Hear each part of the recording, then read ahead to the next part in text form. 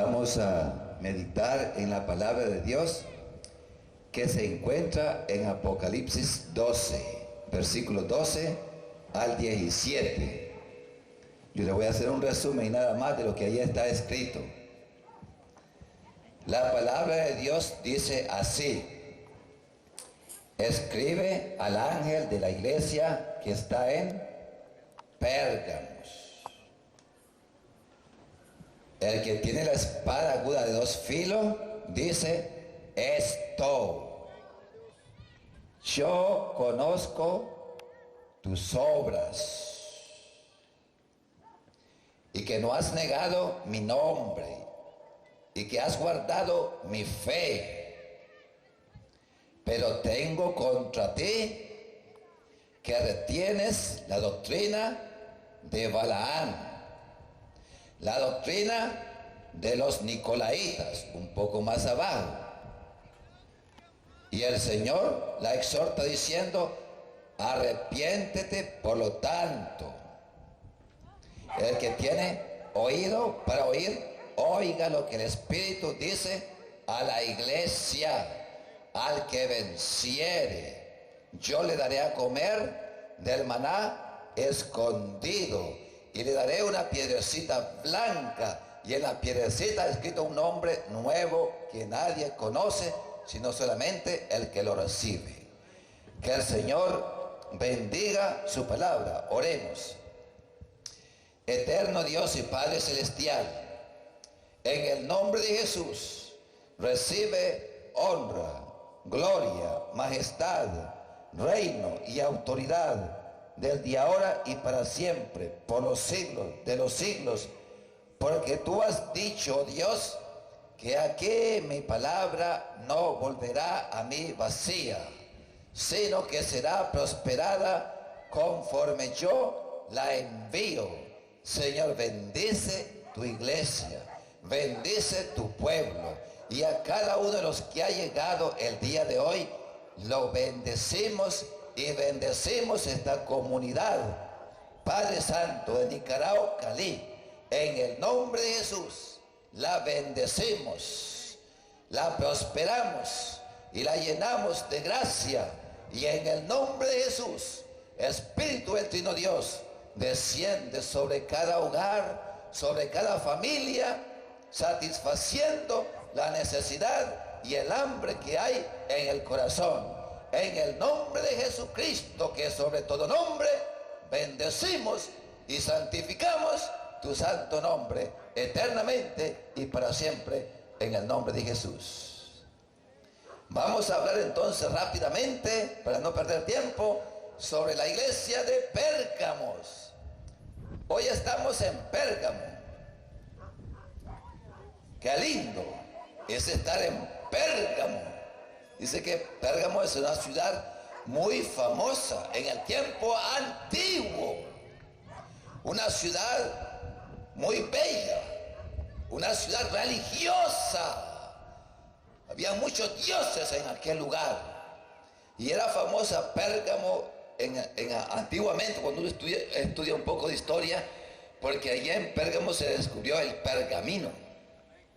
Antes se escribía en papiro, los egipcios inventaron el papiro, pero los de Pérgamos inventaron el pergamino. Cuando usted estudia la historia de nuestra sociedad, estudia esta sociedad que existió, era un centro de cultura de los griegos, una ciudad, centro literario. Fíjense que ahí había una biblioteca que tenía más de 200,000 libros, grande. Había una escuela de medicina para los que les gusta ser médicos y prepararse en medicina. Pues en Pérgamos allí había una escuela de medicina. Y sabe que en este lugar también había un edificio dedicado al emperador.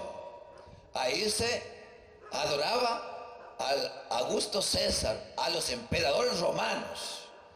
Y me llama la atención porque a este lugar llegaba este señor que era emperador de Roma. Cuando en Roma hacía frío, Augusto César venía y se reposaba en Pérgamo, porque ahí hasta le habían hecho un edificio y un culto donde lo adoraban como Dios.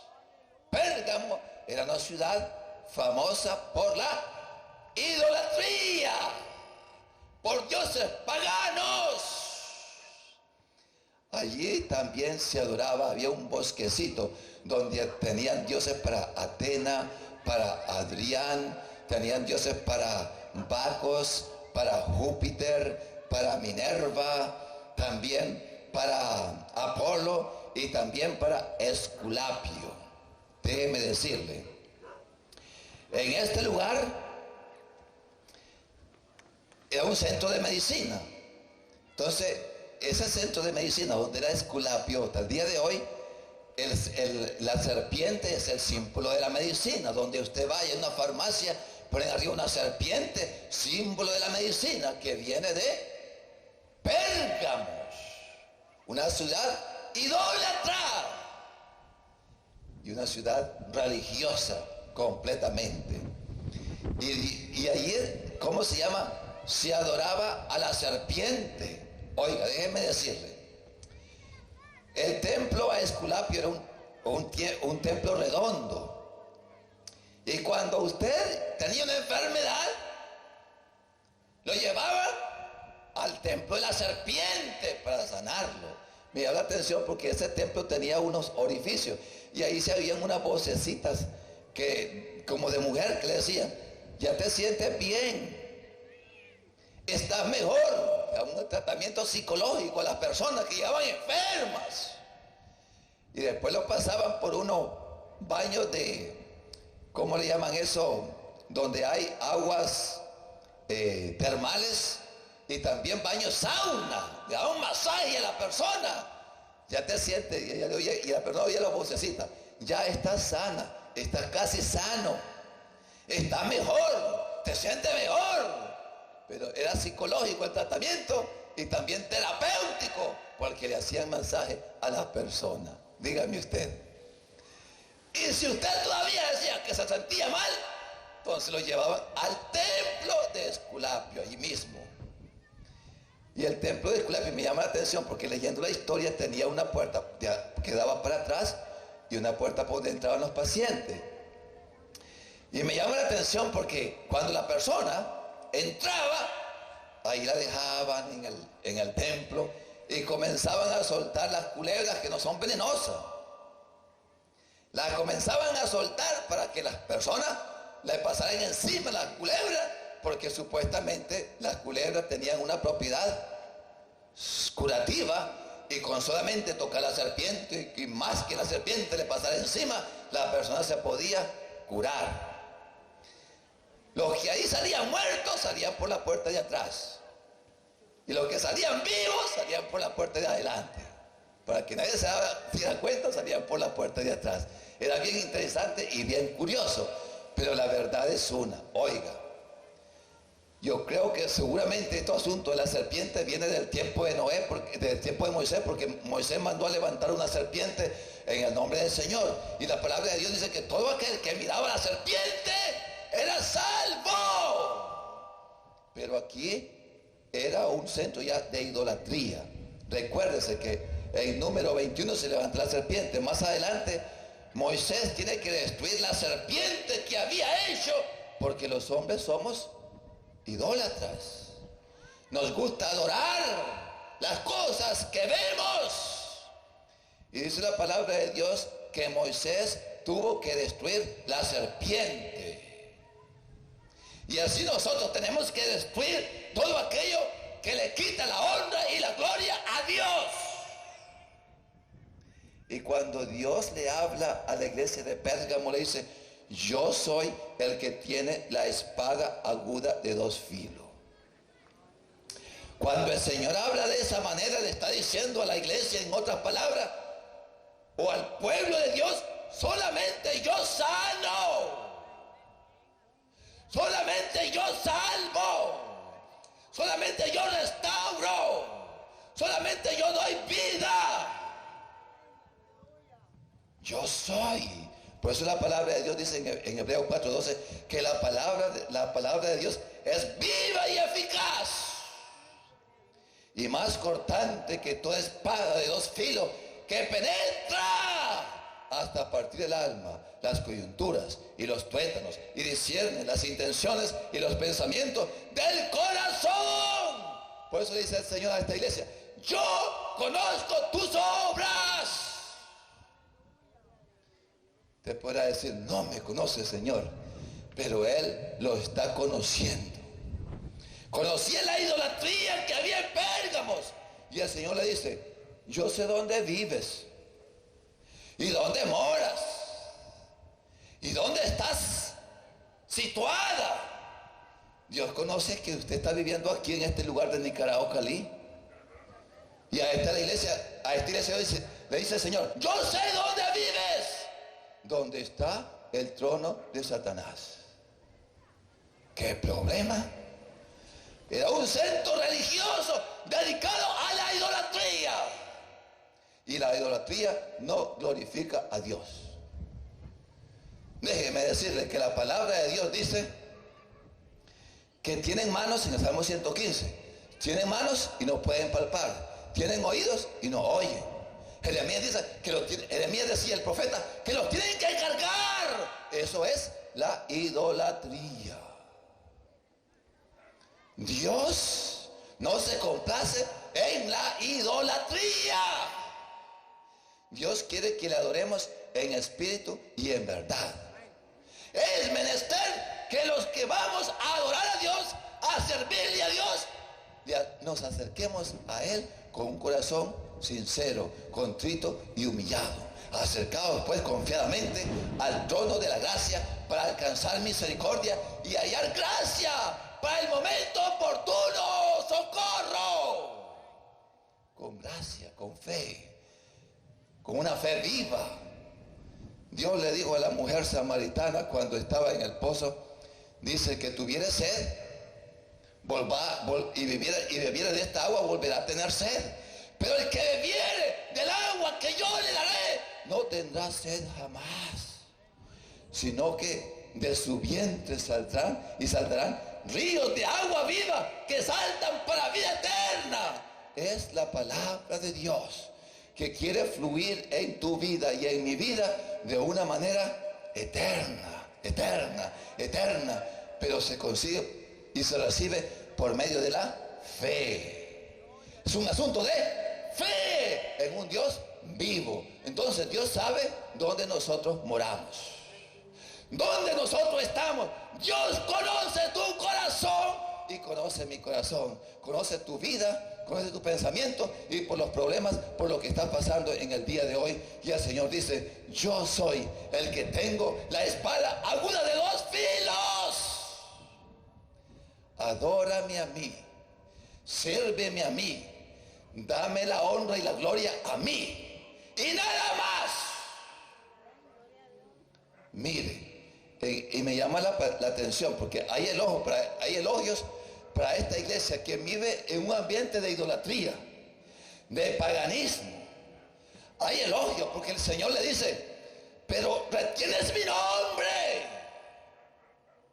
Gente que daba testimonio con su vida de que Jesucristo era el Señor de sus vidas. Y el Señor le habla y le dice: retienes mi nombre. Me gusta cómo actúas en medio de tanto paganismo, en medio de tanta idolatría, en medio de tanta maldad, en medio de tanta inmoralidad, drogadicción. Te mantienes firme y no has negado la fe. Qué lindo es vivir en la fe. La palabra de Dios dice claramente que el justo por la fe vivirá. Dice la palabra de Dios que Abraham creyó y le fue contado por justicia. Y por gracia sois salvos por medio de la fe. Esto no es de vosotros, es un regalo de Dios, no por obra para que nadie se gloríe. Por gracia sois salvos por medio de la fe. No has negado mi nombre, no has negado la fe, te mantienes firme. Pero Dios le habla a la iglesia de Pérgamo y le dice, la exhortación también viene.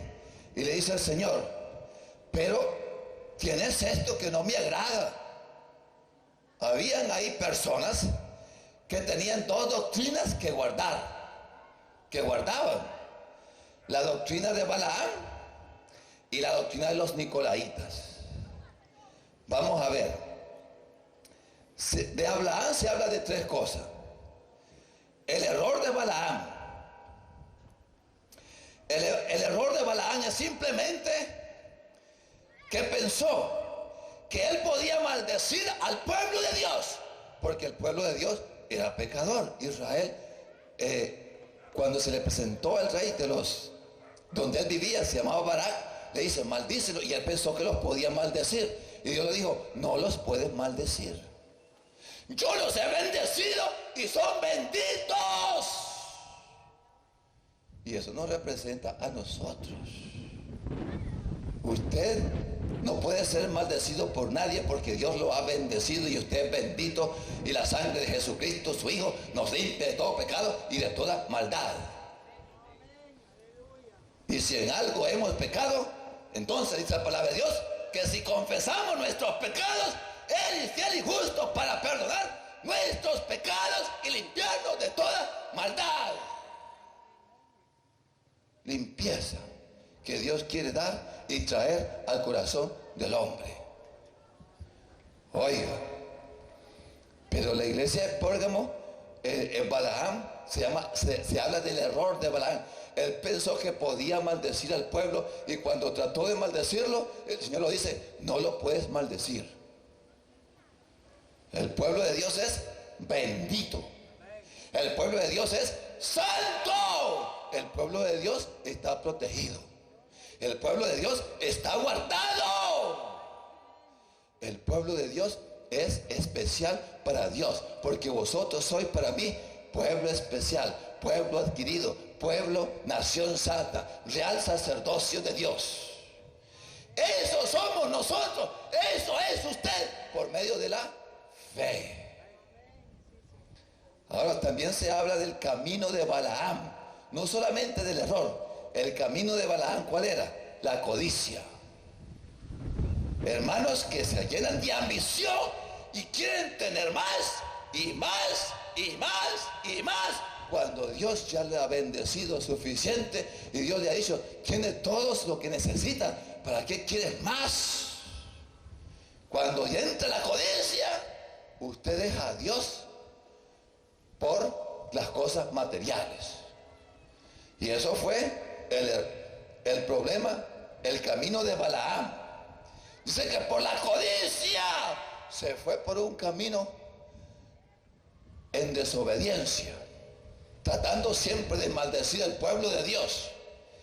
Y cayó en un camino, un caminito, iba un asna, un burrito, y dice la palabra de Dios que cuando llegó por unos piñales que no podía doblar para acá ni para allá, se le puso el ángel ahí en medio, y la burrita le habló a Balaam, le dijo, ¿por qué me pegas?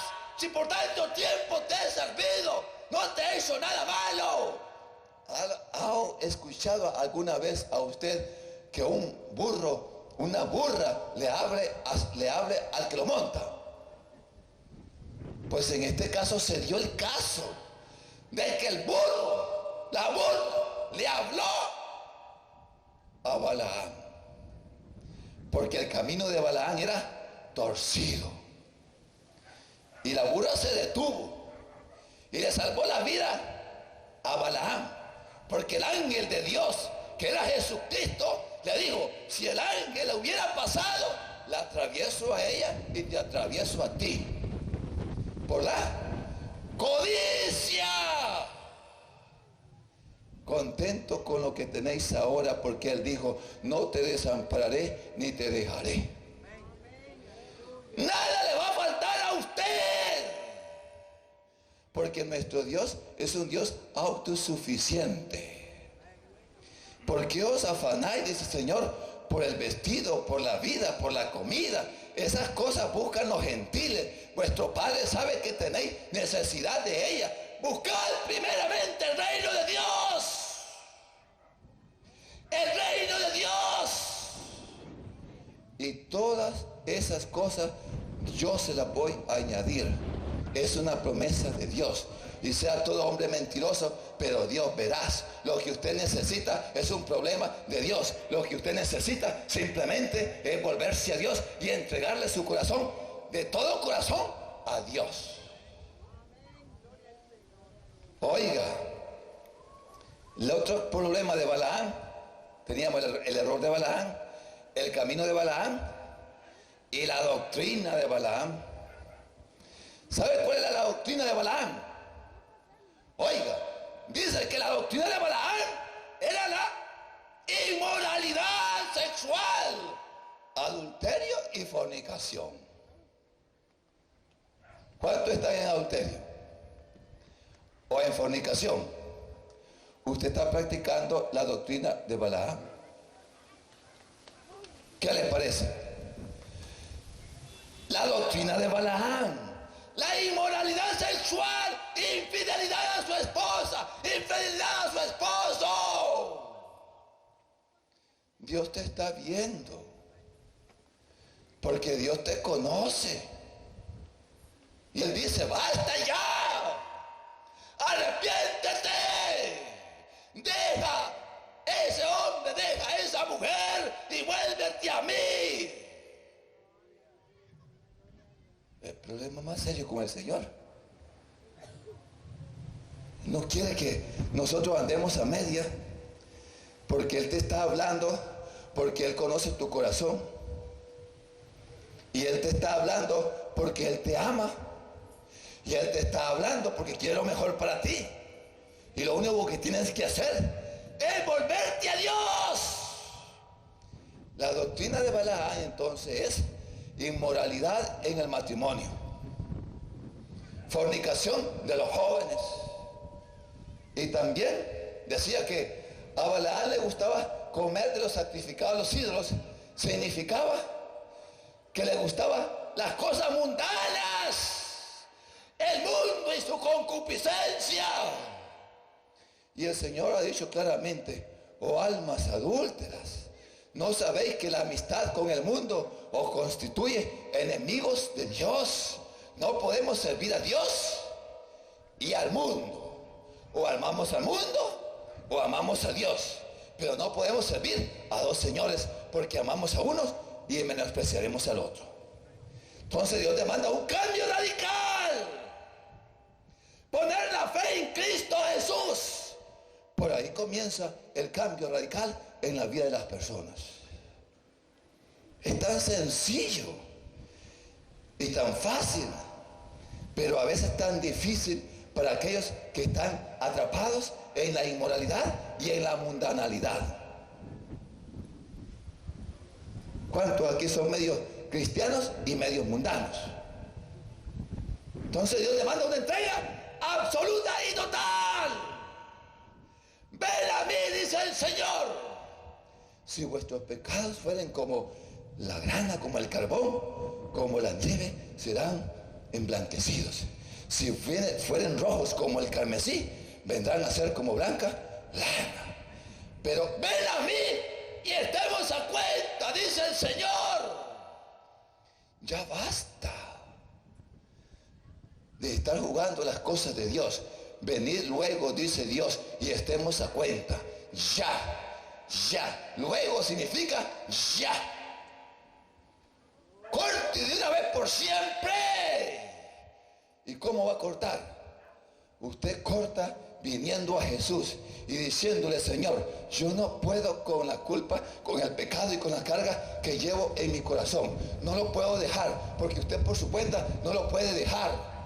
Por eso dijo Jesús, venid a mí todos los que estáis trabajados y cargados, y echad vuestra carga sobre mí, que yo os haré descansar.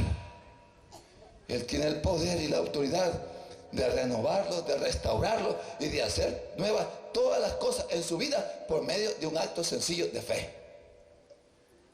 Solamente Dios puede cambiar al hombre, transformarlo y darle nueva vida y sacarlo de las circunstancias y de la situación en que ahora mismo se puede encontrar. Tal vez muchos estén en las drogas o estén en otras cosas, pero Dios tiene el poder para sacarlo y darle libertad, porque Jesucristo dijo: si al Hijo del Hombre os libertareis, seréis verdaderamente libres y conoceréis la verdad, y la verdad os hará libre. El día de hoy usted está conociendo la palabra de Dios. La palabra de Dios libera, es libertad para todo aquel que se pone en contacto con ella. Y oiga, la iglesia de Pérgamo se conoce como la iglesia casada con el mundo. ¿Qué problema? Es la iglesia que comprende el año 313 al año 590. Es el periodo donde el mundo entra dentro de la iglesia. Hubo un periodo que el mundo no podía entrar a la iglesia. Y Satanás dijo: bueno, veo que no me funciona el plan, porque yo persigo a la iglesia, los ando matando, y entre más los persigo, más se multiplican, más cristianos hay. Decía un emperador que persiguió a la iglesia muy severamente, se llamaba Diocleciano, y decía él: ya erradiqué la iglesia, he perseguido al último, he quemado la última Biblia, ya no queda más. Y el siguiente emperador que le sucedió a él se llamaba Constantino. Y a Constantino aparece y le dice a la iglesia: mi predecesor persiguió a la iglesia, pero yo soy cristiano. ¿Qué problema es ese? Y dijo Constantino: ahora la iglesia será, la iglesia cristiana será la iglesia oficial de mi reino. Y la iglesia cristiana se volvió la iglesia. Solamente le cambiaron el nombre a muchas iglesias paganas, a muchos sectas, solamente le cambiaron el nombre. Entonces el paganismo entró dentro de la iglesia. Y hasta el día de hoy, Satanás a eso le ha dado resultado. Oiga, el mundo ha entrado adentro. Y muchos mundanos están sentados dentro del cuerpo de Cristo. ¿Qué problema es ese? Mire, mensajes para la iglesia como los que no son de la iglesia. El mensaje de salvación tanto para la iglesia, para los que no son de la iglesia, porque el 90% de los mensajes que se predican en la Biblia de arrepentimiento es para la iglesia, al pueblo de Dios.